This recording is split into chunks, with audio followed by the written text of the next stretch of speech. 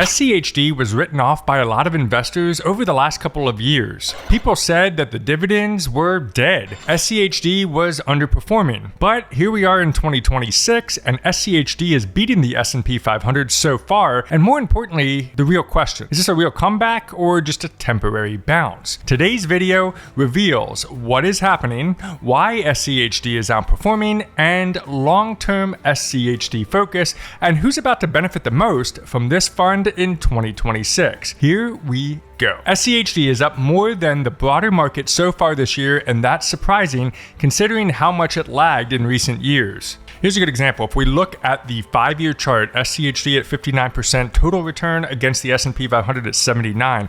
But let's look at year to date. Now we're looking at a difference between 6.74% on SCHD compared to the S&P 500 at only 1.02%. In fact, if we look and scroll across here, there are days that SCHD is outperforming. Of course, they both drop at certain cases, but as you can see with the orange line, SCHD is above. Let's talk about why SCHD is outperforming.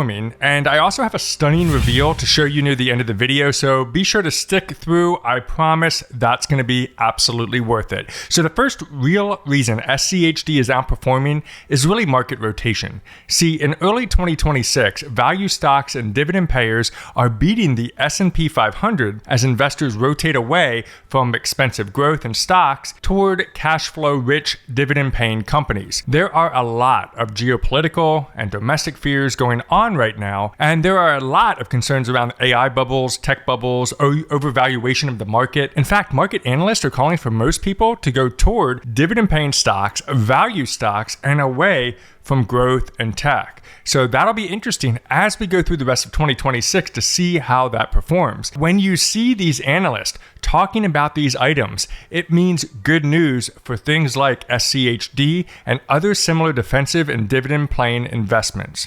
Now, another tailwind, another benefit to SCHD is the interest rate expectations. With inflation easing and rate cuts expected in 2026, dividend income becomes much more attractive, especially for investors looking for yield without having to lock into bonds. Look at this from MarketBeat, specifically stating that analysts note income assets often gain appeal when investors expect easier monetary policy and lower bond yields.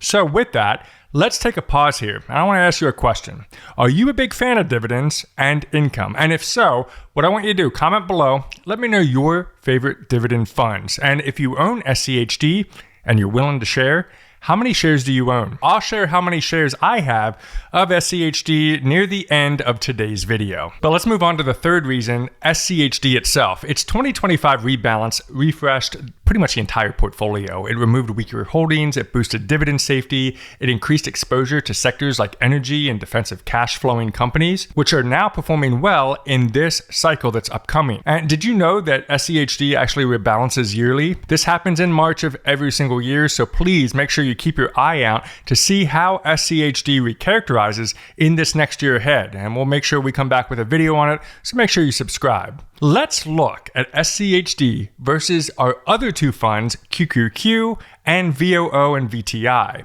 See, in 2022, we had another rough year of concerns, rate cuts and other shenanigans. But check out this chart right over here. I'm going to erase the S&P 500 and I'm going to add the following symbols. We're going to do VTI, VOO, and QQQ. This makes up the 3-fund portfolio that we often talk about. Now, we're not going to look at year to date. We know that year to date SCHD, that's the point of everything I just mentioned. Let's look though over the last, let's do 5 years to start. This is the point I'm trying to make. Look at what happened in 2022. Do you see the orange line represents SCHD in this particular chart here on Seeking Alpha? Notice how at this point, SCHD pretty much throughout all of 2022 is leading the way quite significantly. In fact, look here, December 22nd, 2022, SCHD at 21.82% total return, QQQ actually down 17.8, VTI down 2.35, and VOO at 2.25. SCHD is really that income and stability fund. I keep mentioning it, but this gives us another good example of why that is so important. Now, of course, that flipped when things were getting better. we were getting back on track. Tech was really having a great year. Look here in 2024, now we have QQQ and VOO kicking it, and SCHD starts lagging behind. And that's really what brings us here to 2025, where 2025 is where people laugh at this particular fund. You can see why. QQQ at 75%, VOO at 74%, and SCHD at only 44% total return. The script was absolutely flipped, but we got to ask ourselves, is it going to flip again? SCHD beating the S&P 500 for a few months doesn't mean it's going to outperform long term. If you look at the 5-year and the 10-year chart, you can see how this really works out.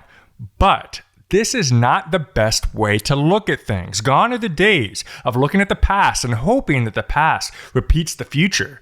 We need to look at this whole thing differently. Remember the stunning reveal that I mentioned earlier in the video? It's time. So short and even long-term performance really doesn't matter. I ran a Monte Carlo simulation to see what SCHD could realistically turn into over 30 years. This means thousands of simulated futures to see what realistically could actually happen. So let's start with SCHD. In a rough outcome, this is the worst case scenario. This is like the bottom percentile. The portfolio ends with around $1.45 million. In a middle of the road outcome, it lands near $3.05 million. And in a strong outcome, SCHD grows to about $6.3 million. Now, let's compare that to VTI, the total US stock market. In a weaker scenario, in the bad scenario, it ends with, get ready, $475,000. The typical outcome comes in near $1.83 million, and in a great run, VTI reaches about $5.94 million.